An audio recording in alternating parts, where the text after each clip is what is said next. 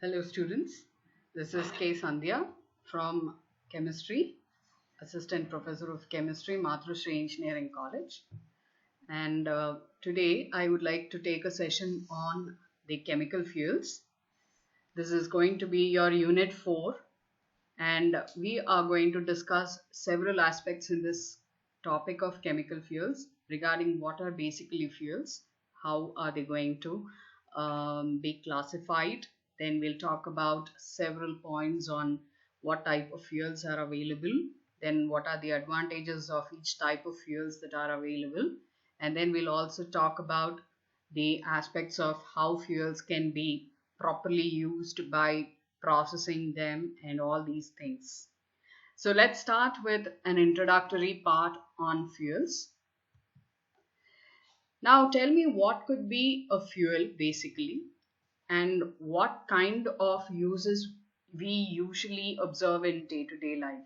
These are actually the sources of heat energy which are continuously used for domestic as well as for industrial purposes. You might have observed everywhere right from the morning you wake up, we have the usage of fuel at home, the LPG gas, and of course your automobile starts with usage of a fuel, and rest of all the things like electrical energy that we use for several purposes are also generated from these forms of fuels. Like we have the thermal electric power stations which are basically using the energy of fuel that is generated from the fuel. Okay, so we have basically these fuel forms which are continuously used for several domestic as well as for industrial purposes, and these fuels we call them as chemical fuels because they are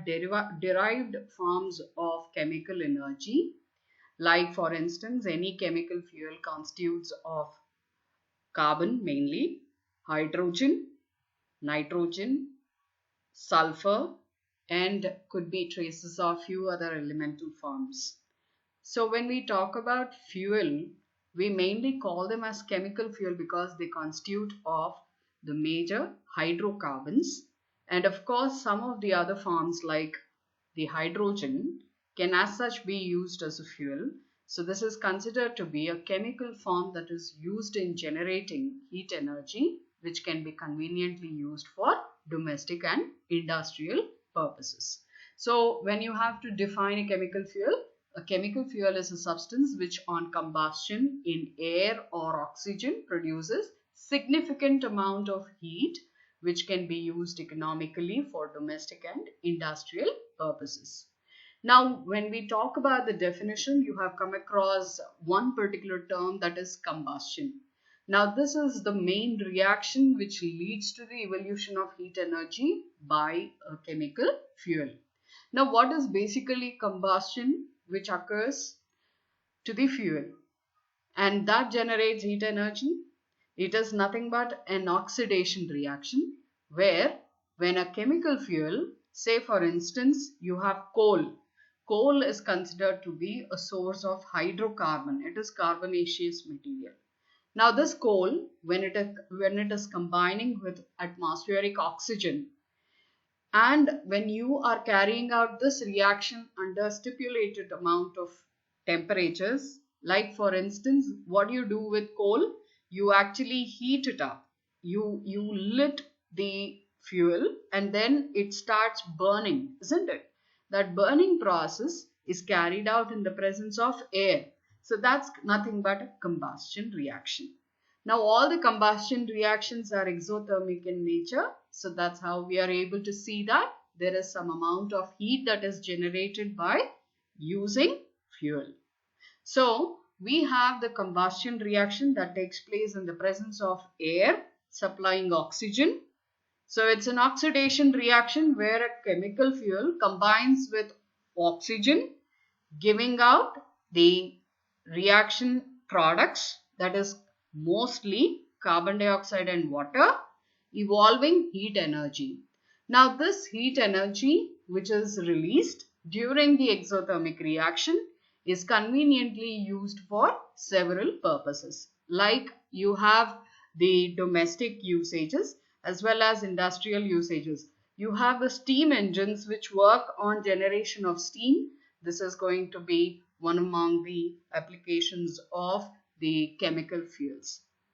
So it is by and large used in an industry as well as in domestic purposes in day-to-day life. So chemical fuels are considered to be the most important sources of heat energy, and of course it also releases light energy. So heat and light both are generated during a combustion reaction on burning a fuel. Now, what exactly happens during a combustion reaction is there's going to be a sort of the atomic level changes. That is, the atoms which are present in the chemical fuel are undergoing changes. So, when the required amount of temperatures are given to the fuel, the carbon and hydrogen which are present in the fuel are attaining the you can say the reaction actually attains high energy levels, that is reaching to the excited state. Now under these excited states which are highly unstable, the carbon and hydrogen combines with oxygen and it forms carbon dioxide and water, and it actually forms the products of combustion. And when it reaches the ground state, it is evolving the energy in the form of heat energy, because always the excited state is at higher energy level and ground state is at lower energy level. So when these are reaching down to the ground state, there is release of heat energy during the process. So this is how the exothermic reaction occurs. So we have the combustion reaction which releases heat energy and gives out the light as well during the reaction. And this heat and light energy can be used conveniently for several purposes. So in day-to-day life, the kind of fuels that we come across are wood, coal, crude oil, gas, etc., the natural gas forms, etc. Now, when we talk about fuels, we have to even discuss about where do these fuels come from and how many kinds of fuels we find. So we classify these forms of fuels to learn about it in a better manner, and we can actually classify them broadly as solid, liquid and gaseous fuels based on their physical state, or you can call it a state of aggregation in which they are used. Now these forms, that is solid forms of fuels, liquid forms of fuels and gaseous forms of fuels, are existing in three different physical states. Okay, so for instance, if you talk about solid fuels, you have coal, coke, charcoal, wood, etc. Liquid fuels, you have the crude oil, the petrol, diesel, etc. And then when you talk about gaseous fuels, you have the CNG, LPG, water gas, producer gas, etc. So these are basically broadly classified based on their physical state as solid, liquid and gaseous fuels. Now if you have to further classify the fuels based on their origin, they are primary fuels and secondary fuels. Now, in other terms, primary fuels are also called as natural fuels and secondary fuels are called as artificial fuels. You can see these terminologies used in few of the references as well. Now, what are these basically primary and secondary fuels? Now, fuel that occurs in nature as such and which is utilized as such for several purposes is called as a primary fuel. Now, when you look at coal, coal is a form of primary fuel which is derived from the nature and used up as such. So, primary fuels are the form of fuels which are derived directly from the nature and as such are utilized for several purposes. Now, whereas the secondary fuels are actually the processed forms of primary fuels. You cannot synthesize any form of fuel as such.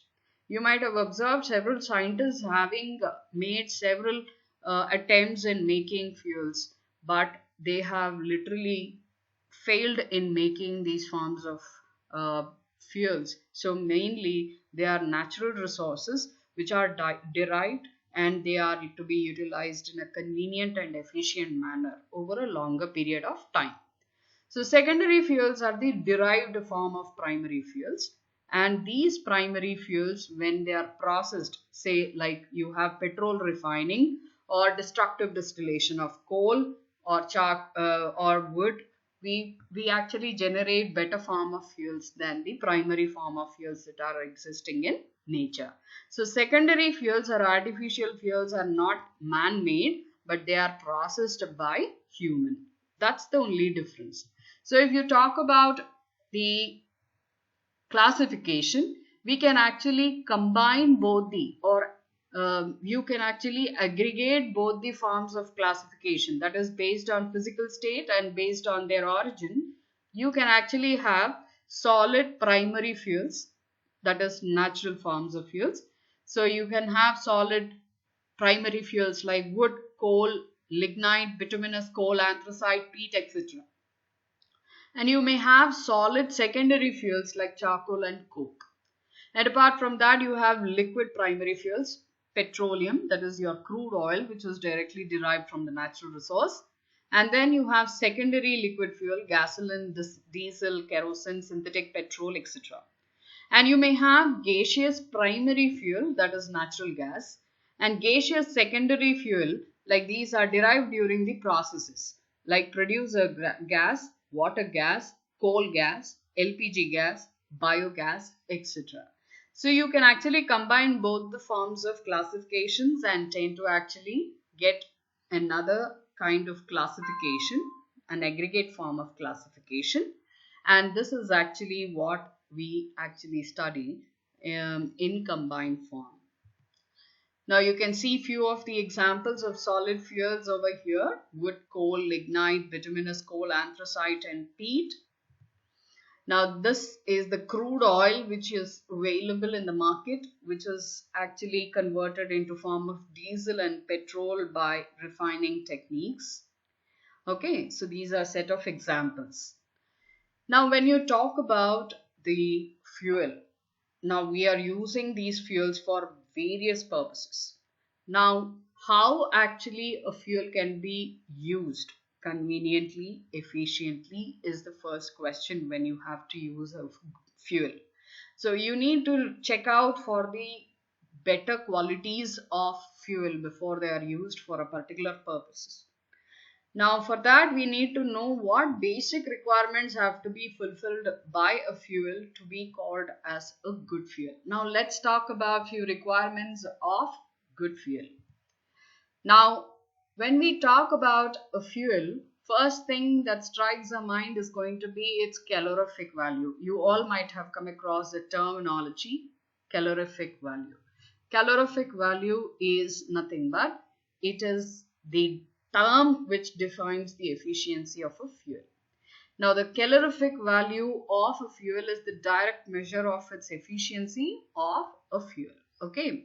Now when you talk about calorific value, it is nothing but the amount of heat generated when a unit volume or mass of a fuel is completely burnt.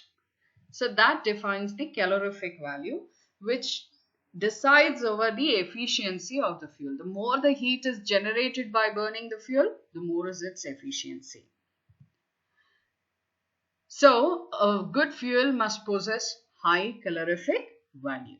That's one basic requirement. There is actually a chart exhibited over here which gives you the calorific value of different sources of fuels, the natural fuels and the LPG, CNG, all forms of fuels that are derived as well as natural over here in the tabular column in kilojoules per kg. Now another requirement of a good fuel is moderate ignition temperature. Now when I talk about ignition temperature, what is basically ignition temperature? It is the minimum temperature to which the fuel is to be heated to start combustion. Okay, so I told you in the beginning that you have to actually lit or ignite the fuel in order to start the combustion reaction, isn't it? It has to be set at a particular temperature to initiate the combustion reaction. So ignition temperature is the minimum temperature to which the fuel is to be heated in order to initiate the combustion reaction. So until ignition temperature is attained, the combustion reaction cannot be started. So the fuels having very low ignition temperature may cause fire hazards. Now if any fuel catches fire within no time, so what can actually happen? It may actually create too many complications, like it may turn out to cause huge fire accidents. Okay, so handling such kind of fuels, transporting such kind of fuels, or storing such kind of fuels, or using it for a particular application becomes very, very difficult when low ignition temperatures are maintained with the fuel. Okay, so it is rather difficult when the ignition temperatures of the fuel is very low. At the same time, if the temperature to be attained for igniting the fuel is too high, then also there is a difficulty, because to initiate the combustion reaction you need to actually provide a lot of heat energy. So to initiate the reaction itself, there is a lot of utility of high temperatures, that is you need to actually again use a lot of heat energy there itself. So moderate ignition temperature is always safe and most desired property of a fuel. Now another requirement of a good fuel is its low ash content. Now the ash is nothing but a non-combustible, that is you cannot further burn this ash to produce heat energy. So it's a non-combustible material which is formed as a residual form during the burning of coal. Specifically, all the solid fuels would actually form ash. Okay, so formation of ash during combustion is due to the presence of inorganic matter. Now when it is organic matter, that is hydrocarbons, it forms carbon dioxide and water. The inorganic content of the coal or wood or charcoal or any other form of solid fuel results in the formation of ash content at the end of combustion reaction. Now these are non-combustible, so they do not contribute to any amount of heat generation. So it's actually a mere waste having such ash content generated by a fuel. So solid fuels having low ash content formation is always desirable, and if at all the ash is generated during the combustion reaction in a large amount, then it tends to actually cause a lot of disposable problems. You might have seen there's a lot of ash that is created at the end of combustion reaction, which has to be again properly handled, that is it has to be cleared out. Okay, so lower the ash content, better is the form of fuel, because ash when it is in high content will lower its efficiency. So good fuel must therefore be free from ash content. So solid fuels which generate less ash content are always desirable. Now another requirement of a good fuel is its low moisture content. You might have seen, for instance, when you bring wood from the tree, fresh from the trees, okay, when you try to lit the wood brought from the trees then and there, it is very hard to ignite the fuel. That is, you cannot lit the fire on wood which is brought freshly from the trees. What happens over here is there is a lot of moisture that is held in wood, and usually in village sites you might have seen most of the people would actually keep these logs of wood for sun drying. So that's actually to quench off the moisture content in wood. So moisture content is to be minimum in order to make sure that the fuel burns efficiently. So the presence of high percentage of moisture in fuel decreases its efficiency because it quenches fire, does not allow the proper burning of the fuel. It also increases the ignition temperature. As I told you, it is very hard to lit the wood when it is brought with high moisture content. So it's also increasing the ignition temperatures, and the fuel cost also is more. Because the moisture also weighs more, there is a lot of wastage of fuel. So further it lowers the calorific value, since amount of heat is utilized in turning out this moisture content into vapor. So once you start burning the fuel, The moisture content that is present in the fuel, that is water content that is present in the fuel, is actually utilizing some amount of heat energy in order to convert this moisture into its vapor form, which escapes during the combustion reaction from the fuel. Okay. So lower the moisture content, better is the form of fuel. Now, apart from that, another basic requirement that is to be tested before any fuel is used for a purpose is no harmful combustion products. So this is most important thing, because when a fuel is burnt, the carbon that is present is getting converted into carbon dioxide when it is burnt in sufficient supply of oxygen. Now, if there is no sufficient supply, that is insufficient supply of oxygen, that is low content of oxygen is present during the combustion reaction, it tends to form carbon monoxide. This carbon monoxide is considered to be more harmful than carbon dioxide.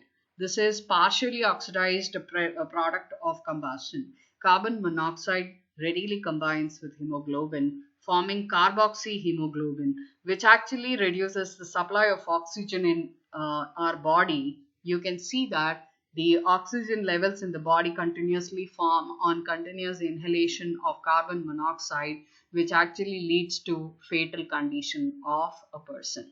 So it is always better to carry out the combustion reaction in sufficient supply of oxygen, which tends to form the complete combustion products, that is carbon dioxide, which is less harmful than carbon monoxide.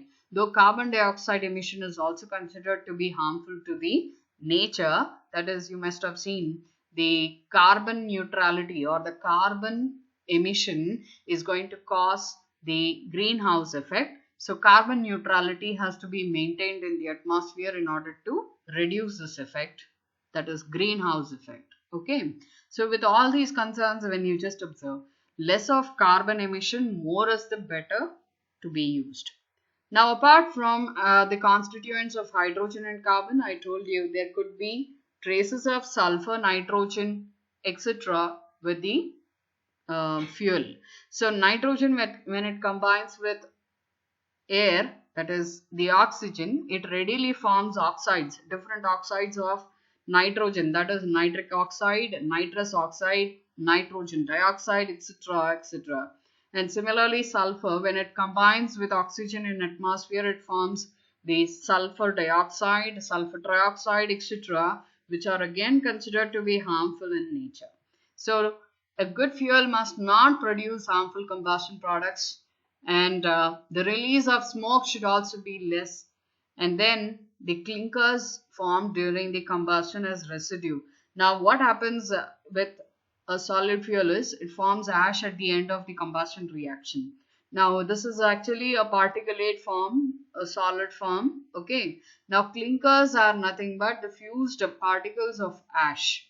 Now, these ash particles which form during the combustion reaction will actually undergo fusion of these particles at fusion temperature. When it attains fusion temperature, they start getting combined together. That is, they start forming lumps together. Ash particles would start combining to form lumps. So these lumps of ash are called as clinkers, and they obstruct the proper supply of the air during the combustion reaction. So they are reducing the efficiency of the fuel, also cause lot of problem, that is creating the production of carbon monoxide during the combustion reaction. So the carbon monoxide, sulfur dioxide and other harmful gases like hydrogen sulfide, smoke and clinker formation are usually undesirable during the burning of coal.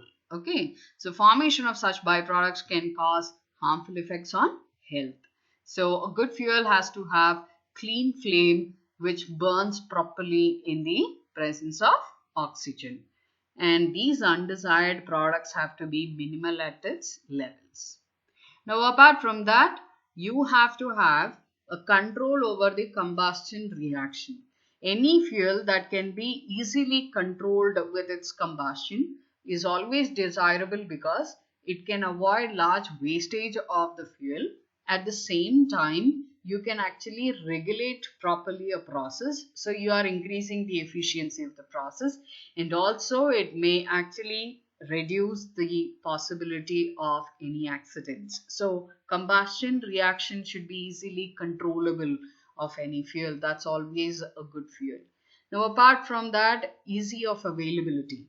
The availability of any fuel is the major concerns, because when you are using the fuels for any industrial purposes, it's going to be by a large and means. Okay, by and large means when you're using, there should be abundance of its supply. More the supply, more will be the proper cost of the fuel. Else, if there is shortage of supply, that is lesser the availability, cost of the fuel will be more. And when the cost of the fuel is more, naturally the processing of any kind of product will also cost more. So the final product of the whole process is also going to cost more. So cost of air is also including the cost of the fuel. More the availability of the fuel, less will be the cost of the fuel. So you should see that it is easily available. And apart from that, suppose if the fuel is to be transported from a very long distance and you have to actually get the fuel from there, the cost of transport is also high, right? So it should be easy to transport, and it should be easy to store. The cost of storage is also a major concern, because if at all the cost of storage is high or the cost of transport is high, naturally the cost of the fuel is also going to be high, and of course it actually affects the rest of the processes as well, right? So we have the fuels which should be abundantly available, it should be easy to transport, it should be easy to store, it should not use much of sophisticated equipment for its storage. At the same time, less space should be used in order to store them. And it should not be subjected to any kind of highly inflammable nature, because it may tend to cause fire accidents during its storage process. So these are several aspects that we talk about during the introduction to fuels, and thank you.